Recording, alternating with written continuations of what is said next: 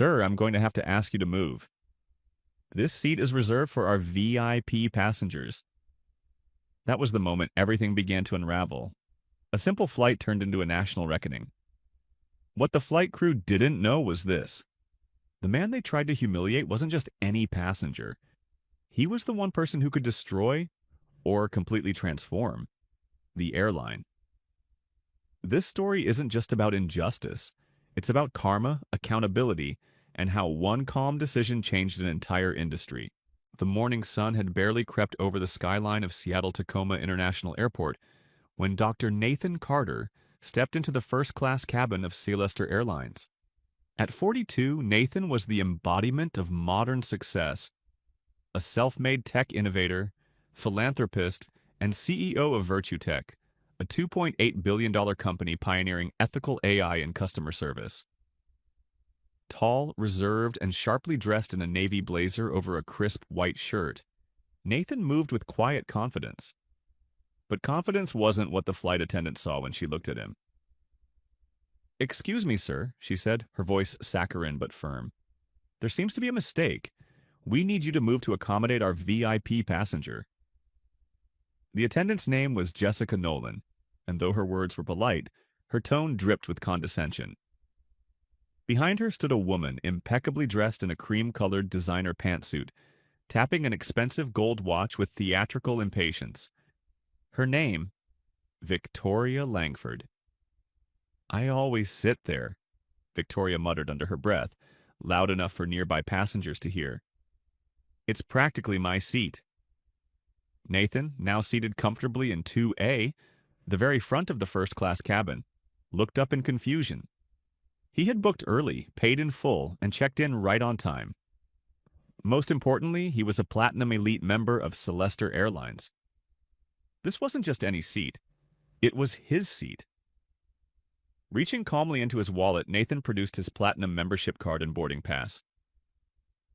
"I am a Platinum Elite member," he said in a level voice, "and this is my assigned seat." A flicker of uncertainty crossed Jessica's face. But instead of backing down, she doubled down. "I understand, sir," she said, straightening her posture. "But this particular seat is usually reserved for our frequent high-tier travelers, such as Ms. Langford here. She's one of our long-standing patrons." Translation: "You may have the status, but you don't belong here." A few rows back, a phone camera lit up, another across the aisle. Passengers began to whisper. The quiet crackle of tension sparked in the cabin. What the crew didn't realize was this. Their actions were being documented in real time, and within hours the world would be watching. The man they underestimated to them, he was just another man in a first-class seat they felt he didn't deserve. But Nathan Carter wasn't just another man. He was the architect of Virtue Tech Solutions, a company whose mission was to help corporations eliminate implicit bias through AI-driven training tools. Ironically, the very kind of systemic bias unfolding before his eyes was something his software was built to identify and prevent. Nathan's journey hadn't been paved with privilege. Raised in the rough streets of East Detroit, he taught himself to code at the age of 11, using a battered second-hand laptop he found at a thrift store. While other kids played games, Nathan reverse-engineered them. By 14, he was designing security software. By 16, he was building algorithms, and by 22, he had started Virtue Tech in a one-bedroom apartment while delivering groceries to cover rent. When Nathan was 17, he lost his father in a shooting that shook his entire neighborhood. Standing at the gravesite, he made a silent promise. "I'll build something that makes people see each other differently." 2 decades later, that promise was still the fire behind everything he did. Morning at the airport. Earlier that morning, before the flight, security cameras captured Nathan helping an elderly woman struggling with her suitcase. He walked with her all the way to gate B12, ensuring she found the right departure screen. He held doors open for airport staff, thanked every barista and janitor by name, and tipped generously at the cafe. Not for attention, but because that's simply who he was. Now, seated in 2A, Nathan had carefully chosen this spot for its extra legroom, crucial for preparing the keynote presentation he was scheduled to deliver at the Global Tech and Ethics Summit in San Francisco. And he'd chosen Celestar Airlines for its reputation: polished luxury, full recline beds, gourmet service, and exclusivity. But beneath the glamour, Celestar had a problem: outdated systems, declining service ratings, and now a desperate pursuit of a new tech partner to modernize their operations. Guess which company they were courting for that $50 million contract? Virtue Tech. And guess who was quietly buying shares of the airline with plans to transform it from the inside? Nathan Carter. The flight attendant's motivation. Jessica Nolan wasn't new to first class. With nearly 10 years at Celestar, she prided herself on knowing her regulars. And no one was more regular than Victoria Langford, a wealthy art broker from Manhattan who tipped generously after every flight. Jessica had mortgage payments and was used to Victoria's $100 handshakes. "Sir," Jessica said again, leaning toward Nathan, "we have a passenger who always sits in this specific seat. Would you be willing to move to another first-class row? It would really help." Nathan raised his eyes. He held up his boarding pass. "This is my assigned seat. I'm also a Platinum Elite member," he replied, his voice measured but resolute. Victoria huffed audibly in the aisle. "I take this route twice a month. I always sit there," she said. "It's practically mine." Her voice wasn't angry, it was entitled, and people were listening. Passengers began shifting in their seats. A man across the row angled his phone slightly toward the scene. A woman near the window shook her head. The energy in the cabin shifted from quiet tension to sharp discomfort. The bribe. What happened next was discreet, but caught on camera by a passenger seated across the aisle. Victoria moved forward as if to place her handbag in the overhead bin, but in one swift, practiced motion, she slipped a folded bill into Jessica's pocket. A practiced whisper followed. "Thank you for helping with this little situation." Jessica's cheeks flushed. The entire exchange of the money, the whisper, the glance, was captured in full HD. Suddenly, this wasn't just about seating anymore. It was about bribery. It was about discrimination. It was about to become a story no one would forget. "Sir," Jessica said again, leaning toward Nathan, "we have a passenger who always sits in this specific seat.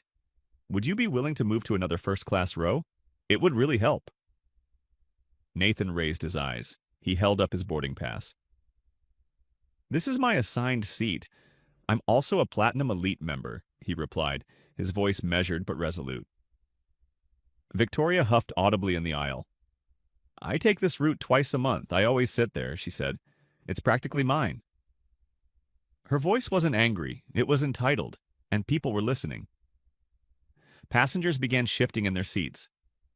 A man across the row angled his phone slightly toward the scene. A woman near the window shook her head.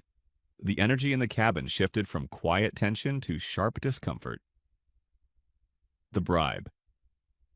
What happened next was discreet, but caught on camera by a passenger seated across the aisle. Victoria moved forward as if to place her handbag in the overhead bin. But in one swift, practiced motion, she slipped a folded bill into Jessica's pocket. A practiced whisper followed. "Thank you for helping with this little situation." Jessica's cheeks flushed. The entire exchange, the money, the whisper, the glance, was captured in full HD.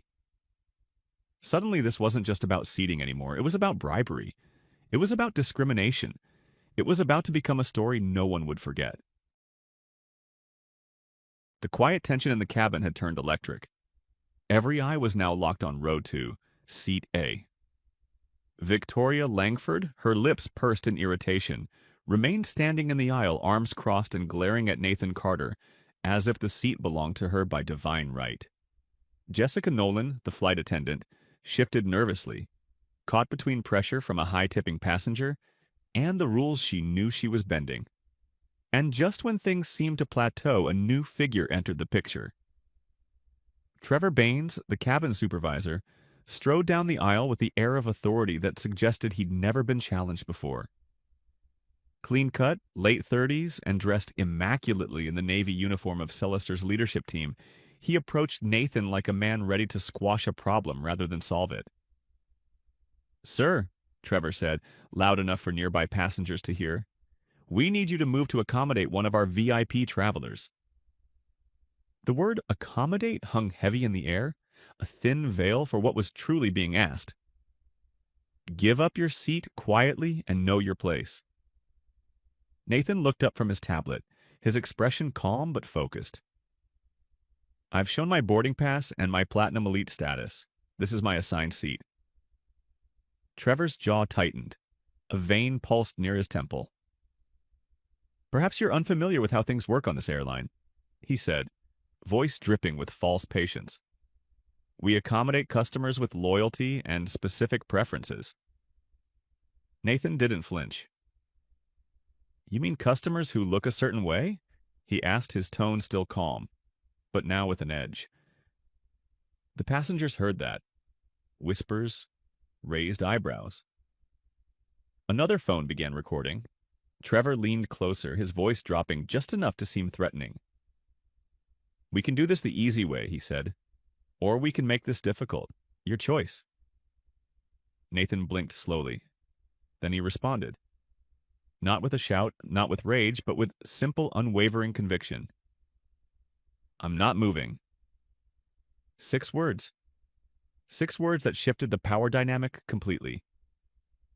Trevor's face flushed crimson. This wasn't supposed to happen. Passengers didn't push back, especially not passengers like him. Without another word, Trevor turned and briskly walked to the front of the cabin, picking up the service phone with sharp, agitated movements. Though his back was turned, the tension in his shoulders made it clear. He was about to escalate. Minutes later, the cockpit door opened. Captain Gregory Hale emerged, tall, silver-haired, and exuding authority born from 30 years in the air. He was followed closely by Jessica and Trevor, both stiff with anticipation. Captain Hale stopped beside Nathan's seat, towering over the calm man in the leather recliner. "Sir," the captain began, his voice firm but not yet aggressive. "I understand there's a..." The terminal was quiet when Nathan Carter was escorted into a side area by airport security. There were no angry outbursts, no raised voices, no resistance. Just a quiet, calm man collecting his thoughts after being publicly humiliated for doing nothing more than sitting in the seat he rightfully paid for. To the staff of Celeste Airlines, he was just a man who didn't look like he belonged in first class. But what they didn't know, what they never even thought to ask, was that Nathan Carter didn't just belong in first class. He owned the future of their airline. Nathan's phone buzzed in his palm. A message from Elise Thompson, Virtutech's COO. "Saw the video, already trending. Legal team is assembling now. Where do you want to meet?" Nathan texted back, "Private lounge. Gate 43, 30 minutes. He sat down, opened his laptop, and began compiling documentation. Footage, witness statements, audio logs, every word, every glance, every moment that had taken place aboard that aircraft. Within minutes, Emily Zhang, the marketing executive who had followed him off the plane, arrived, slightly out of breath. "I sent you the video," she said. "There's no editing, it's all there. I also grabbed screenshots of the moment that woman, Victoria, put money in the supervisor's pocket." Nathan looked at her, sincere appreciation in his eyes. "You didn't have to do any of that, but thank you. What you did matters." She hesitated. "It's not just about you, it's about all of us. What happened today? It's not new. It just finally happened in front of people with phones and a conscience." Back on the plane. Inside the first-class cabin, the atmosphere had shifted. Completely. Victoria Langford was now reclining in seat 2A, sipping champagne. Her face bore the smug satisfaction of someone who believed she'd won. Jessica Nolan handed her a hot towel and leaned in politely.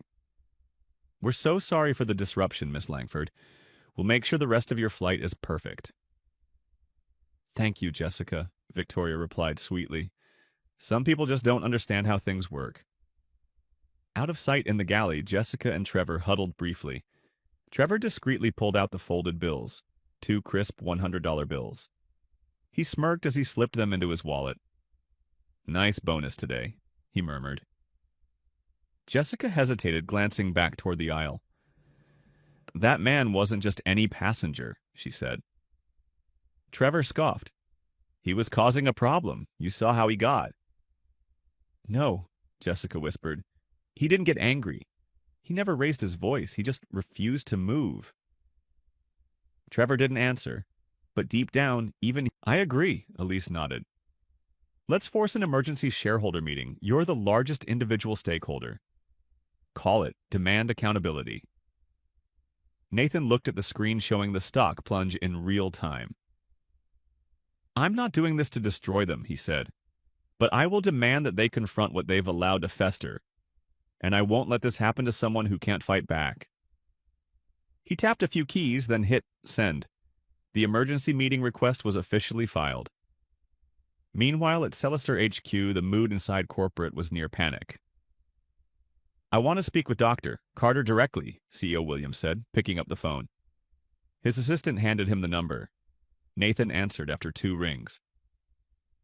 Mr. Carter, this is Richard Williams. I want to extend a personal and sincere apology for... Nathan interrupted calmly. Your apology is noted, but I've filed for an emergency shareholder meeting. Your crew's actions and your company's culture require immediate attention. Williams' voice faltered. Perhaps we could... It's not negotiable. The call ended. The emergency meeting board members rushed in from across the country. Some in golf attire, others still in suits from earlier engagements. The mood was dire. When Nathan entered the boardroom, everyone stood instinctively. He said nothing, just nodded, and took his seat at the head of the table. Williams stood and cleared his throat. We'd like to begin by expressing our... I'm not here for apologies, Nathan said sharply. I'm here for accountability. He tapped the remote. The screen lit up. The video played. Every moment, the refusal, the whisper, the bribe, the threat, the removal. When it ended, no one said a word. Nathan stood. As your largest individual shareholder, I'm making 2 demands, he said, voice steady. First, immediate termination of all staff involved. Second, cancellation of all negotiations with VirtuTech until your culture proves it's worth partnering with. You'd walk away from a $50 million deal? One board member asked. Nathan turned to him. I'd walk away from $1 billion lie. Consequences ignite. Within 12 hours, Jessica, Trevor, and Captain Gregory Hale were fired. A formal HR panel showed the footage again, including the moment Victoria gave Trevor money. Jessica broke down in tears. I knew it was wrong, but I didn't stop it. Trevor didn't speak. He just stared at the table. Captain Hale tried to defend himself. I trusted their judgment. The HR director was firm. You trusted the wrong thing. That choice cost you your career. Celestar grounds flights for 48 hours. A company-wide memo was issued. All flights suspended for 48 hours for mandatory ethics and anti-bias training. Every staff member, from pilots to gate agents, was ordered to report for immersive retraining built from VirtuTech's simulation programs. We failed a passenger, Williams said in a company-wide address. And more than that, we failed our principles. Nathan addressed the staff, standing before a room of 300 employees. This isn't about me, he said. This is about the people who don't have cameras, who get moved, dismissed, or judged every day. This is our chance to change that. The world watches Celestar's unprecedented shutdown became global news. For the first time in aviation history, an airline halted operations not due to safety, but to confront its own discrimination. In the days that followed, Nathan received thousands of letters from passengers, employees, even former airline staff from other companies, all thanking him for standing his ground. But perhaps the most surprising note came from Victoria Langford. A single sentence sent anonymously through legal channels. I was wrong. The sun hadn't even risen when Jessica Nolan found herself awake, staring at the ceiling in the small apartment she shared with her sister. Her phone buzzed incessantly. Notifications, messages, calls from unknown numbers. But none of them mattered anymore. She had been fired. Publicly. Her face and name were now circulating across news sites, blogs, and every corner of social media. Her 8 years as a flight attendant had evaporated in a 90-second clip. A moment of silence, a smile too tight, a bribe accepted without protest. The internet didn't just remember, it punished. She had failed. Not just herself, but everyone who had ever trusted her to stand for what was right. 3 miles across the city, Trevor Bain stared at his own reflection in the window of his condo. His uniform, now folded neatly on the bed behind him, would never be worn again. He had told himself he was just following protocol, that he was enforcing the system. But that wasn't true, was it? Trevor had seen Nathan's eyes, calm, dignified, unwavering, and he'd tried to break that calm, because it made him uncomfortable, because it challenged the assumptions he had never thought to question. "I wasn't biased," he whispered to no one. "I was just doing my job." But the lie felt empty now, and high above the tarmac, in a corner of Celester Airlines headquarters, Captain Gregory Hale sat alone in the flight debriefing room. His captain's wings still pinned to his blazer, but the weight of them now unbearable. 30 years in the air, over 15,000 flight hours, and all of it undone by one decision: to stay silent, to let others lead, to not ask questions when it mattered most. He had prided himself on professionalism, on neutrality, but neutrality, he realized, could be a weapon too, when used in the face of injustice.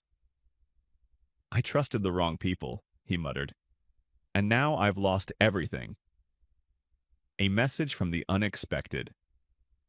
Later that afternoon, all three received the same email. It was brief, director, and shocking. From Elise Thompson. Subject: Virtue Tech, invitation to Second Chance program. Message: you've been identified as eligible for Virtue Tech's pilot rehabilitation program, the Second Chance Initiative. Dr. Nathan Carter has requested that you be given the opportunity to participate. This program is voluntary. It is rigorous. It is not about saving reputations. It's about rebuilding values. If you're ready to face the truth and do the work, we'll see you Monday. If not, no response is necessary. Trevor stared at the message for a long time. Then he closed his laptop. He didn't respond. Yet. The Second Chance program begins on Monday morning in an unmarked building near downtown Seattle. A group of 9 individuals gathered around a large U-shaped conference table. Among them, Jessica, Trevor, and Captain Hale. Nathan wasn't there, not yet. Instead, they were greeted by Sasha Ford, head of communications at Virtue Tech. "This isn't a lecture," she said plainly. "This is a mirror. You'll see yourselves clearly in here. Some of it will hurt." The program was unlike anything any of them expected. They weren't just talked at, and they were immersed. Placed inside full sensory simulations using Virtue Tech's cutting-edge behavioral AI. Scenarios that mirrored the very decisions they had made, but flipped.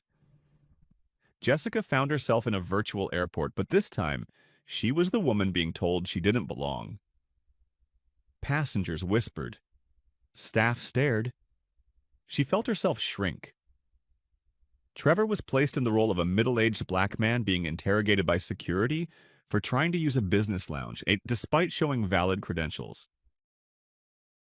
Captain Hale sat in a cockpit, but instead of flying the plane, he had to choose whether to intervene when his first officer began mocking a disabled passenger boarding late. Each scenario ended with a simple, brutal question. What did you do? The moment it clicked on. Day 3, Nathan arrived. He entered the training room in silence. No suit, no assistant, just a gray sweater, dark jeans, and eyes that had seen too much and still stayed open. Trevor tensed. Jessica couldn't meet his gaze. The captain stood but said nothing. Nathan sat at the head of the table and looked at each of them, one by one. I didn't want revenge, he said. I wanted reflection. Silence. You didn't just remove me from a seat, he continued. You removed the idea that someone like me could belong in that seat. And that's not just about race. It's about power, perception, worth. Jessica wiped a tear. I was afraid to challenge Victoria. I thought I'd lose my job if I said no. You lost your job anyway, Nathan said gently. But now you can reclaim your voice. Trevor finally spoke. I always thought I was one of the good ones. I didn't use slurs. I didn't hate anyone. I followed the rules. No, Nathan replied. You followed the culture, but the culture was broken. The seeds of change. Over the next 2 weeks, something unexpected happened. The room softened. Captain Hale began taking notes, pages and pages of them. He started each session with an apology, even if it wasn't required. Jessica started asking questions, hard ones, about accountability, about courage, about why silence always seemed easier than speaking up. Trevor, once the most defensive, became the most engaged. He stayed after each session reviewing modules, asking for more resources, even volunteering for beta testing new training AI. I don't want to be the guy from that video, he said one day. I want to be the guy who owned it and changed. Celestar transforms. While the Second Chance program unfolded quietly, Celestar Airlines was undergoing a visible, industry-defining transformation. A 48-hour grounding had given way to a complete overhaul. Bias training became mandatory, not just a video, but immersive, personalized, AI-driven learning. A whistleblower protection program was established, offering bonuses to employees who reported discrimination. First-class seating policies were rewritten. Preferences no longer trumped paid seat assignments. All gratuity acceptance from passengers was banned. Passenger satisfaction rose. So did employee morale. And then something remarkable happened. Passenger diversity increased by 18% in 3 months. People began to trust Celestar again. Full circle. The final day. The final day of the Second Chance program wasn't a celebration. It was a reckoning. Nathan returned with folders, each one containing the performance assessments, simulations. The dust had barely settled from the Celestar scandal when Nathan Carter found himself at the center of something much larger than a viral video. For weeks he had remained quiet, intentionally. No press tours, no media circuits, no attention-seeking. But behind the scenes, something powerful had been set in motion. Nathan knew that what happened on that plane wasn't isolated. The messages he received, thousands of them, painted a broader truth. Nurses turned away from lounges. Students accused of fraud at check-in. Business travelers asked to prove they belonged in first class. He realized something. This wasn't about Celestar anymore. It was about every institution that still saw inclusion as optional, not essential. The pitch that changed everything. 2 weeks after the Celestar board meeting, Nathan sat across from his executive team at Virtutech's downtown Seattle HQ. The room was buzzing. Screens glowed with social sentiment graphs, stock recovery metrics, and internal memos from airlines across the country. Most of them asking one question. How do we make sure this never happens to us? Elise Thompson, Virtutech's COO, leaned forward. We've got 12 major carriers requesting consultations. 5 want full integration of our anti-bias simulation suite. Nathan tapped his pen on the desk. They don't want to change. They want to protect themselves. Michael, their legal counsel, nodded. Which gives us leverage. Real leverage. Nathan stood and walked to the whiteboard. Then maybe it's time we stop consulting, he said. Maybe it's time we start leading. He uncapped a marker and wrote 3 words in bold. Equal Skies Initiative. The Equal Skies Launch Equal Skies wasn't just another tech product. It was a framework, a standard, a declaration. Built by Virtutech's AI engineers, behavioral scientists, and inclusion experts, Equal Skies combined real-time bias detection algorithms with immersive crew training, passenger protection tools, and cultural audits. It didn't just help companies identify discrimination. It restructured the systems that allowed it to persist. And it came with a bold challenge. Airlines that adopt Equal Skies will earn our public equity certified badge, visible on every website, ticket, boarding pass, and gate sign. Those that don't will publish that too. Within 48 hours of launch, the program's homepage had over 4 million unique visits. CNN, Forbes, NPR, and even late-night shows picked up the story. Public pressure surged. Passengers tweeted photos of their flights demanding to know, "Is my airline Equal Skies certified?" The first to sign. The first airline to adopt the full Equal Skies certification? Orion Jet, a mid-size West Coast carrier with a reputation for progressive policies but aging infrastructure. Their CEO, Marla Jennings, didn't hesitate. "We know we're not perfect," she said at the press conference, "but change doesn't begin with perfection. It begins with commitment." Within 30 days, OrionJet had implemented bias-responsive scheduling, removing unconscious patterns in crew assignments, passenger empathy modules in VR, where flight staff experience scenarios as people from different ethnic, cultural, and ability backgrounds. A real-time reporting tool in their app that allowed passengers to discreetly log discriminatory treatment. The result: a 29% spike in customer satisfaction and a 40% increase in minority bookings. Other airlines took notice. Going global. It didn't stop at airlines. Rail companies, cruise lines, hospitality chains, even conference organizers began inquiring about integrating Equal Skies standards into their operations. In less than 90 days, what began as a personal moment of injustice had become a global model for equity. Nathan found himself addressing global audiences, not as a victim, not even just as a CEO, but as a visionary.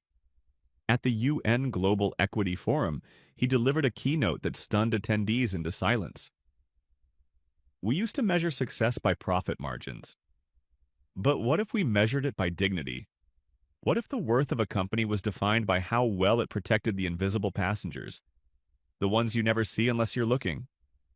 That line, "invisible passengers," trended on every social platform. A letter that changed the tone. One morning, weeks after the scandal had faded from daily headlines, Nathan received a handwritten letter at VirtuTech HQ. It was from Victoria Langford. It read, "I've lived my life assuming the world bent for me because I earned it. But now I know. I never saw who it bent against. I was wrong. Deeply, shamefully. I don't ask for forgiveness, but I want you to know I'm changing, and for what it's worth. Thank you for showing me a better mirror." Nathan read it twice, then folded it gently and placed it in his drawer. He never spoke publicly about it. He didn't have to. The foundation is laid. 6 months after the incident, Equal Skies had expanded into 12 countries, translated into 17 languages, and adopted by over 70 companies across travel, tech, and public service industries. But Nathan had one more move to make. He returned to Celeste Airlines not as a critic, not as a shareholder, but as a partner. With the toxic culture dismantled and rebuilt from within, with new leadership at the helm, Nathan and VirtuTech formed a long-term partnership with Celeste to make them the global flagship of ethical air travel. And it wasn't just symbolic. Every plane was equipped with an Equal Skies training terminal for crews.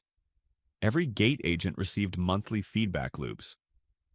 Every complaint was tracked with 0 retaliation guarantees. The real shift. But the most meaningful change? It happened in moments no one recorded.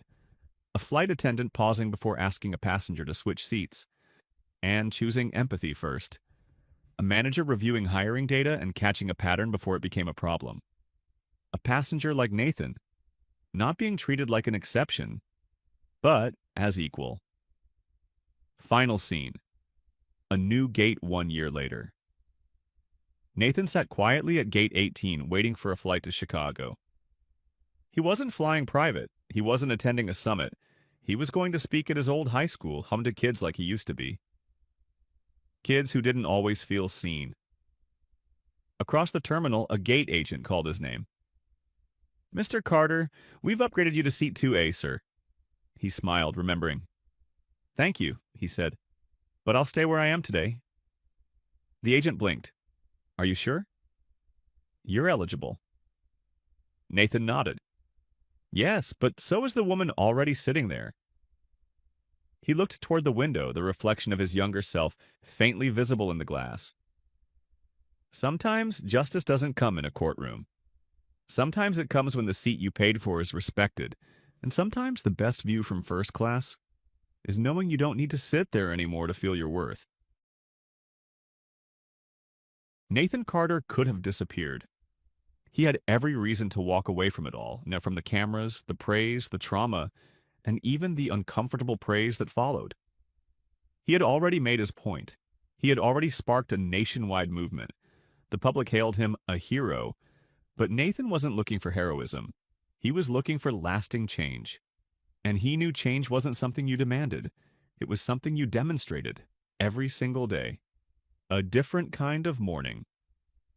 Every morning for 6 weeks, Nathan woke up before sunrise, grabbed a black notebook, and went on a quiet walk through Seattle's Beacon Hill neighborhood, the same area where he used to live as a college student. He would sit on the same park bench overlooking the skyline, a simple thermos of coffee beside him, and write down 3 questions. Who did I help yesterday? What did I learn? What can I do better today? These weren't for branding. They weren't for social media. They were for him. Because amidst the noise and spotlight, Nathan understood something most people missed. Leadership is quiet before it's loud. It begins when no one is watching. Rebuilding, person by person. While VirtuTech and the Equal Skies Initiative continued to expand globally, Nathan shifted his personal attention to one unexpected area: mentorship. He launched a private mentorship circle called the 2A Project, named after the seat he refused to surrender. But this project wasn't about seating. It was about standing for something bigger. Every month he gathered a small group of individuals who had experienced injustice. Not just racial bias, but classism, gender discrimination, ableism. And each session was built not around venting, but around transformation. How do we convert pain into purpose, he would ask. How do we become the people we needed when it happened to us? For some, it was their first time speaking about what they had endured. For others, it was the first time someone truly listened. The ones who got a second chance. Meanwhile, across town, a quiet miracle was unfolding. Jessica Nolan, once vilified online as the face of polite complicity, had not only completed the Second Chance program, but become its most vocal ambassador. She now worked with a nonprofit advocating for ethical workforce training in the hospitality industry. In one of their monthly follow-up circles, she shared something that stunned the group. "I used to think kindness was enough," she said. "That smiling and doing your job meant you were a good person. But kindness without courage is just comfort. And I let my comfort cost someone else their dignity." Trevor Baines, who had initially joined VirtuTech's ground services team at a regional carrier, had risen quickly, not by ambition, but by accountability. He now oversaw diversity integration in operations, and had helped 2 other employees avoid repeating the mistake he once made. And Captain Gregory Hale, though retired from commercial flying, had written a groundbreaking white paper titled Leadership at 30,000 Feet, Ethics in the Air. It became required reading at 3 aviation academies. The Flight That Brought It All. Full circle. 1 year after the incident, Nathan was invited to speak at the International Aviation Leadership Summit in Zurich. He boarded a flight out of JFK, Celester Airlines. It was the first time he had flown with them since the scandal. As he entered the cabin, the crew, all new faces, greeted him warmly. "Welcome aboard, Doctor." "Carter, we're honored to have you flying with us." He smiled, thanked them, and took his assigned seat. 3C. Across the aisle, a young man, maybe 24, glanced over. "You're Nathan Carter, right?" he asked wide-eyed. Nathan nodded. The young man leaned in. I'm in my first year at Virtutech's training division. I just want to say thank you. I got this opportunity because of the doors you opened. Nathan extended his hand. Number. You got this opportunity because you walked through it. The young man grinned. Still, thanks for refusing to move. A seat for everyone at the summit, Nathan delivered one of his most personal speeches yet. He didn't use slides, no videos, just a simple stool, a mic, and a story. He told them about that day, about the flight, about the silence, about the shame, about the choice. Then he paused, looked across the auditorium of CEOs, engineers, regulators, and students, and said, "This story isn't about a man in a seat. It's about whether we see value before we see status, dignity before dollars, humanity before hierarchy." He stepped forward. And when we get that right, when we start asking who deserves a seat instead of who's allowed to sit there, that quiet impact. Weeks later, Nathan received a package at Virtutech HQ. It wasn't from an airline or a corporation. It was from a retired school teacher in Kansas named Eleanor Marks. Inside was a note. "I teach kids from every background. After your story, I stopped assigning seats based on test scores. I now let them choose where they sit based on how they feel most focused and seen. One of my shyest students now sits in the front row every day. He started raising his hand. Sometimes the smallest seat change can give a child the confidence to use their voice." Beneath the letter was a hand-drawn card, crayons, a stick figure, and 4 words: "Thank you for standing." Closing reflection: the true growth. Nathan Carter didn't grow because he stood up for himself. He grew because after doing so, he built bridges for others to stand with him. He turned humiliation into innovation, silence into structure, pain into platform, and power into purpose. His greatest impact didn't come from what happened to him. It came from what he chose to do next. It began with a seat. A seat one man paid for, reserved, earned. A seat others decided he didn't deserve. But it never ended there. Because what happened to Dr. Nathan Carter on Flight 227 wasn't about leather upholstery, airline policy, or even the champagne in first class. It was about how quickly society still asks some people to justify their presence, while others are simply assumed to belong. A story retold. Again and again. 1 year after the Equal Skies initiative launched, the story of Nathan's refusal to move had become more than viral. It had become curriculum. High schools in 23 states used it in ethics and civics classes. MBA programs broke it down in leadership lectures. Police academies and customer service institutes analyzed the footage in bias training simulations. The viral clip, once just fuel for headlines, was now a case study in cultural awakening. And Nathan? He rarely spoke about the moment anymore because he didn't need to. The moment was no longer his alone. It now belonged to millions who saw their own story reflected in his calm defiance. A seat at the table. At the World Leadership Symposium in Geneva, Nathan Carter was honored with the Human Dignity Medal, awarded to those who advance civil equity through innovation, not outrage. As he accepted the award, he began his speech with a single sentence. "I was never trying to go viral, I was just trying to go home." The room fell still. Then he added, "When they told me to move, they didn't just want the seat.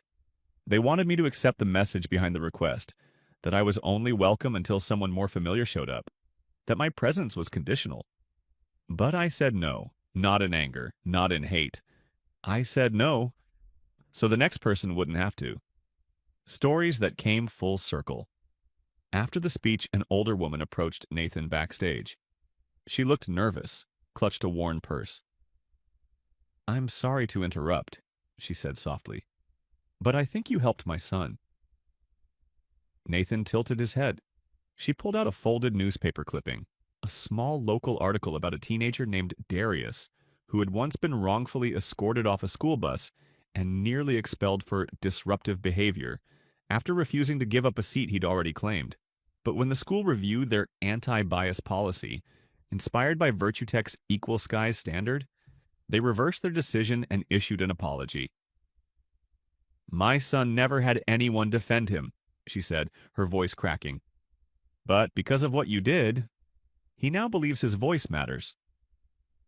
Nathan took the clipping with both hands and nodded. "That's why we do this," he said. "Not to go viral, but to go forward." From viral to visionary. In the year following the Celester incident, over 90 airlines, transit systems, and travel agencies adopted the Equal Skies certification. Nathan smiled, nodded, and made his way to seat 12A. Economy. Window seat. Just how he liked it now. Final reflection, the legacy. Nathan never needed the spotlight. He didn't need revenge. He didn't even need vindication. What he needed, what he built, was something far rarer. A world that listened. Not because he shouted, but because he stood. Not because he fought back, but because he stood still when it would have been easier to surrender. Not because he was powerful, but because he chose to empower others. It started with a seat and became a movement, a mirror, a message. That dignity isn't something you're given. It's something you carry.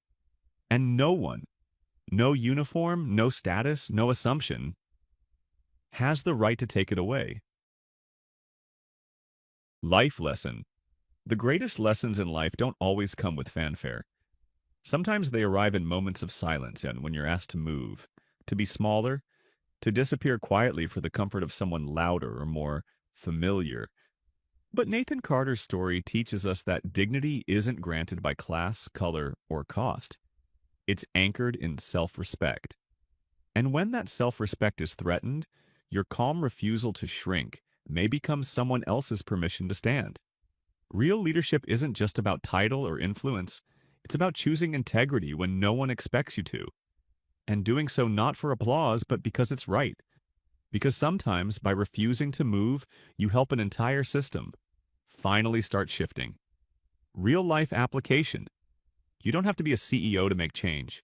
You can be a teacher who refuses to let seating charts reflect favoritism, a manager who questions biased hiring practices, a traveler who speaks up when someone is mistreated, even if it's uncomfortable, a customer who leaves feedback, not just complaints, a friend who listens before defending.